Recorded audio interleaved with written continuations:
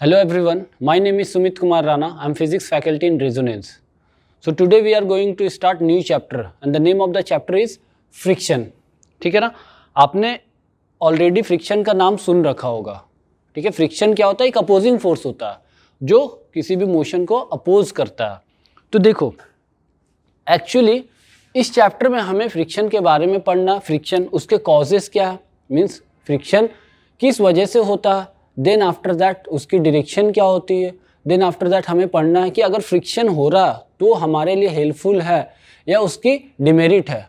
ठीक है ना, मीन्स वो हमारे लिए हेल्प हो रहा है या वो फिर वेस्टेज है kind of.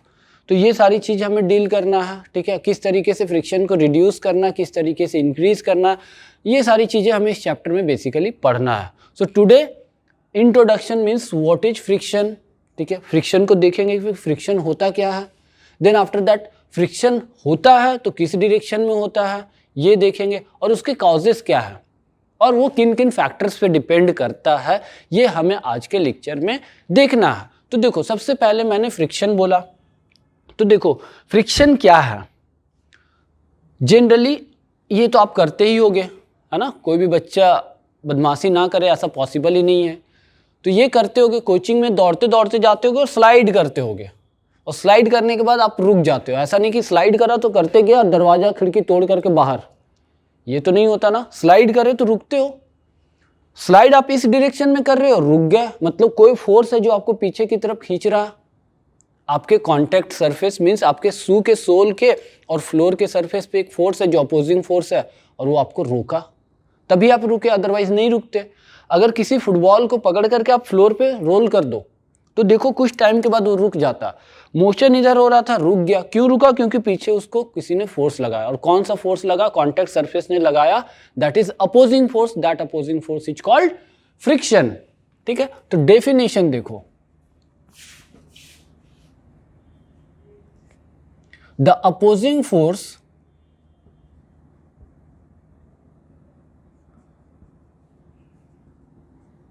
set up between the contact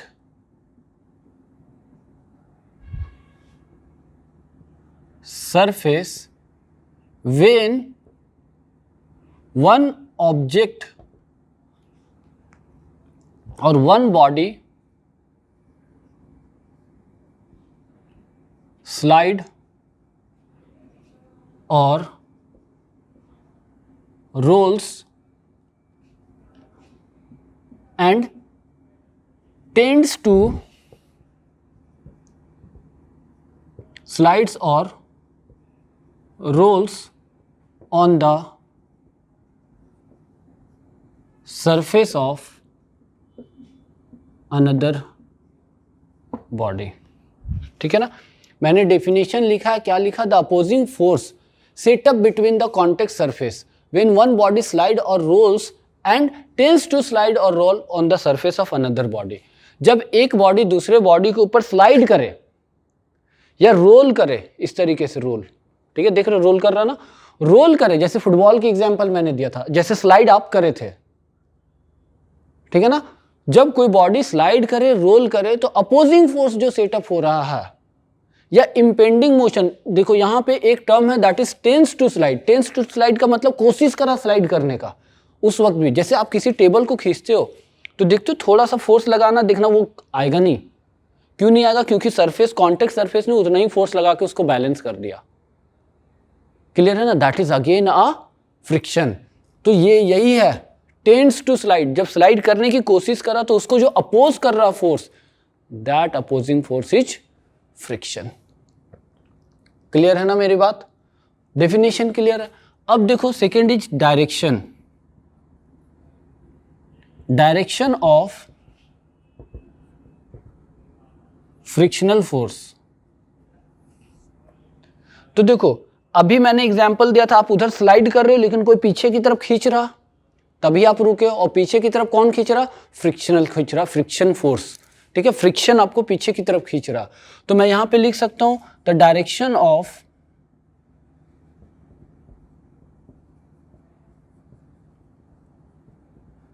frictional force is opposite to the motion and intended motion। ठीक है, मोशन के उल्टे डायरेक्शन में लगेगा या मोशन होने वाली जो इंटेंशनली आपने खींचा उसके अपोजिट डायरेक्शन में फ्रिक्शन का फोर्स का डायरेक्शन होगा। क्लियर है ना? तो direction of frictional force is opposite to the direction of motion. Clear है? नाउ लिख लो इसे वीडियो को पॉज करके। अब मैं बातें करने जा रहा हूं causes of friction.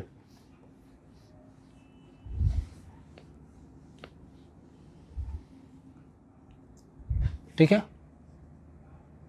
Causes of friction.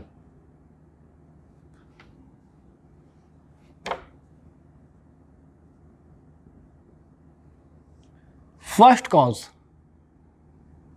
Due to interlocking of surfaces. ठीक है, दो सरफेस एक दूसरे को इंटरलॉक करेंगे तो वहां पे क्या होगा? अपोजिंग फोर्स जनरेट होगा and that is the reason. देखो होता क्या, जितने भी सरफेस, ये सरफेस देखने में, टच करने में फील हो रहा है स्मूथ है, बट आप जब इसको माइक्रोस्कोपिक लेवल पे जाके देखोगे, माइक्रोस्कोप से माइक्रोस्कोपिक व्यू देखोगे तो ये आपको स्मूथ नहीं दिखाई देगा। ठीक है ना? ये आपको hills and valley like this, ये इस तरीके से कर रहे हो, देख रहे हो ये कैसा दिख रहा है? हिल्स एंड वैली, हिल्स के जैसा दिख रहा है ना, माउंटेन रेंजेस के जैसा। तो इस तरीके के सरफेस होते हैं। मतलब मैं दो सरफेस की बात करूं कुछ इस तरीके का, तो ऑल्दो ये स्मूथ कंप्लीटली है, दिख रहा है, देखने में लग रहा है, बट है नहीं। वो कैसा सरफेस है? कुछ इस तरीके का है। अब इसके ऊपर दूसरा सरफेस भी कुछ इस तरीके का होगा। This is A, this is B. आप इसको इधर खींच रहे हो, आप इसको इधर खींच रहे हो, तो देखो हिल्स एंड वैली आपको क्लियर यहाँ पे नजर आ रहा होगा, हिल्स एंड वैली इस तरीके का। ठीक है ना? तो ये क्या होगा? जैसे मान लो मैंने अभी बोला ये देखो इस तरीके के hills and valley.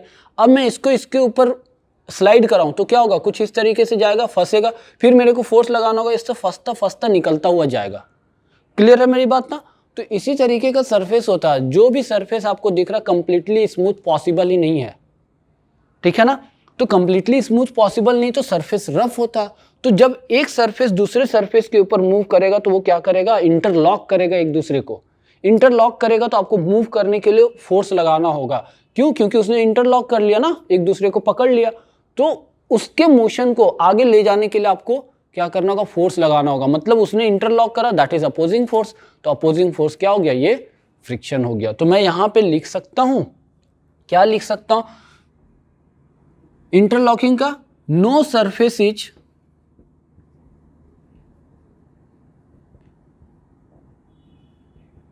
Completely smooth.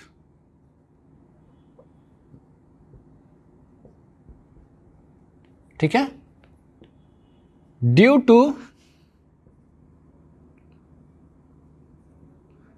Roughness of surface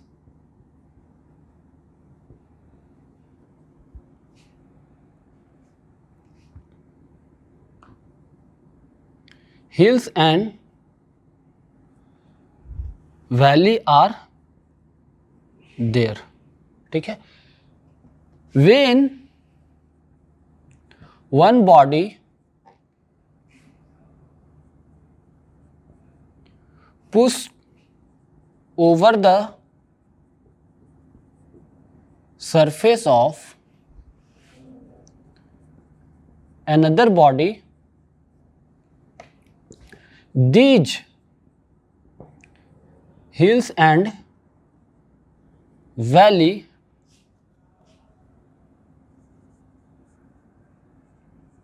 opposes the relative motion of two bodies, and this is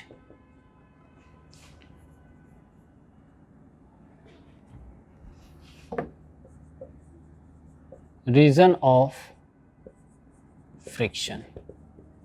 ठीक है, अभी मैंने आपको हाथ से करके भी दिखाया, इस तरीके से देखो वो स्मूथली नहीं जाएगा, फंसता फंसता जाएगा, मीन्स अपोज कर रहा मोशन, आप खींच रहे हो लेकिन वो खींच नहीं रहा, ठीक है ना, पुश करो या पुल करो, ठीक है ना, धक्का भी दो या पुल करो,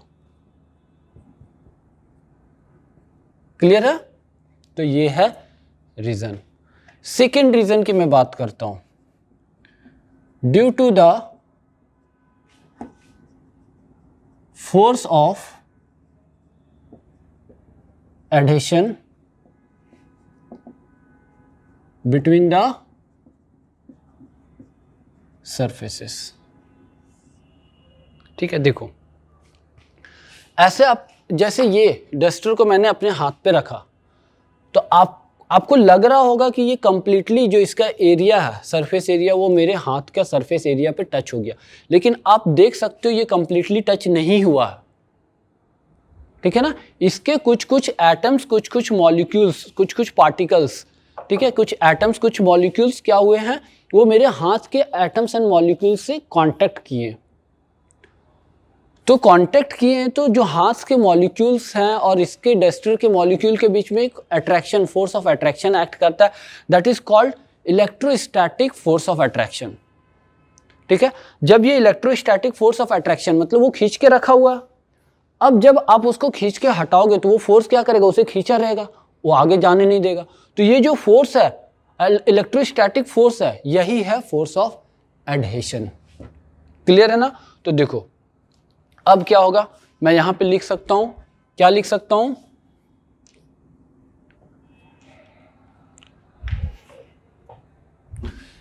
when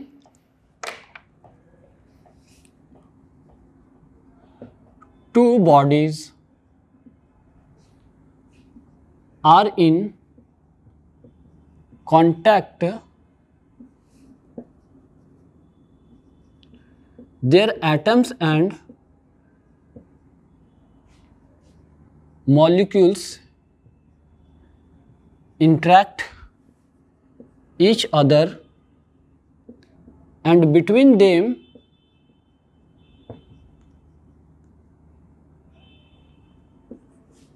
force of attraction act, ठीक है, उनके बीच में फोर्स ऑफ अट्रैक्शन एक्ट करेगा, एंड दीज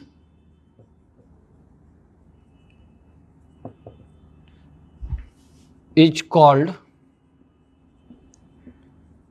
इलेक्ट्रोस्टैटिक फोर्स। ठीक है, this force is called electrostatic force and या आप लिख सकते हो between them force of attraction act which is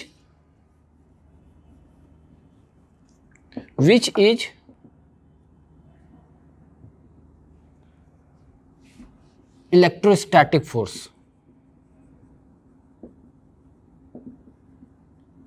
and this force is called force of adhesion.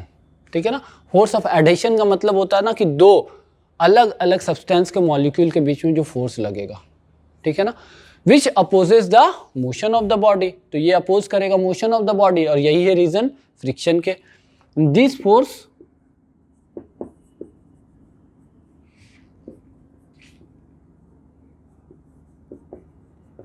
Motion of body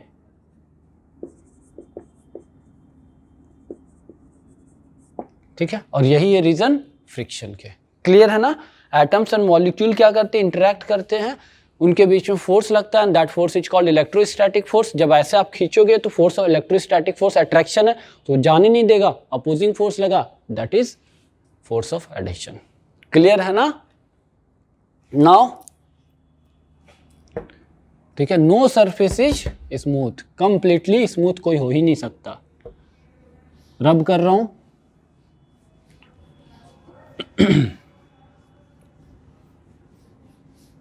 देखो अब मैं बात करता हूं factors on which frictional force depend.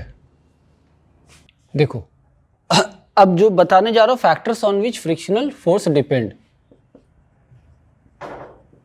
Factors on which frictional force depends. क्या क्या factors होते हैं, ठीक है। तो फर्स्ट फैक्टर होता है that is force of friction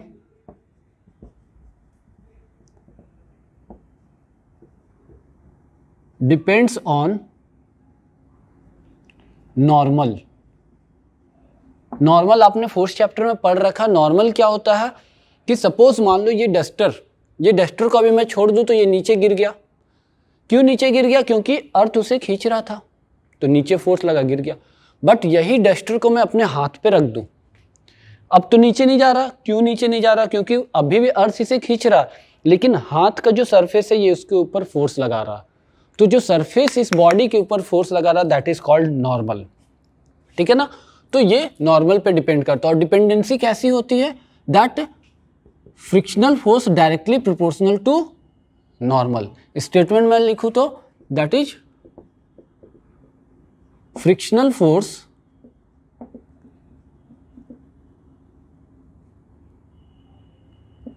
directly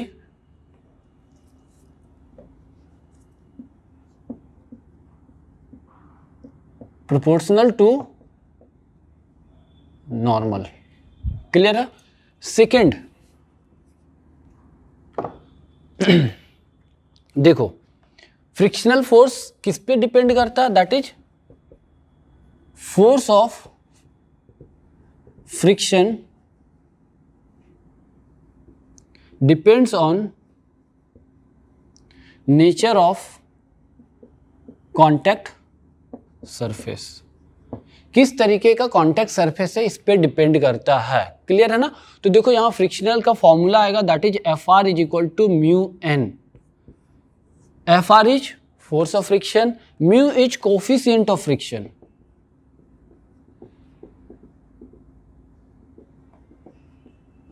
mu क्या है? कोफिशिएंट ऑफ फ्रिक्शन है। और एन मैंने बोल दिया नॉर्मल है, ठीक है ना। एन क्या है? नॉर्मल। अब देखो एक कंफ्यूजन रहता है कि सपोज मैंने डस्टर को रख दिया, जितना एरिया है वो एरिया ऑफ कांटेक्ट पे डिपेंड करेगा। एक्चुअली नहीं करता। क्यों? क्योंकि मैंने रखा तो सारे मॉलिक्यूल इंटरेक्ट करेंगे या नहीं करेंगे इस फैक्टर पे भी डिपेंड करता है, ठीक है ना। मतलब एक मैं और पॉइंट लिख सकता हूं that is force of friction does not depend on area of contact. Area of contact पे वो डिपेंड नहीं करता है। क्लियर है ना? फ्रिक्शनल फोर्स जो है एरिया ऑफ कॉन्टैक्ट पे डिपेंड नहीं करता। So this is all about the factors on which frictional force depend. ठीक है, किस पे डिपेंड करता है? नॉर्मल पे डिपेंड करता है। Nature of the contact surface, किस तरीके का सरफेस है, ठीक है ना। उसके बाद दैट एक फोर्स है जो एरिया ऑफ कॉन्टैक्ट पे फ्रिक्शनल फोर्स डिपेंड नहीं करता, बिल्कुल भी नहीं करता, ठीक है ना। तो this is all about today's lecture. देख लो एक बारी, है ना, वीडियो को पॉज करके लिख लो। लिख लिया? चलो ठीक है। This is all about today's lecture. So thank you.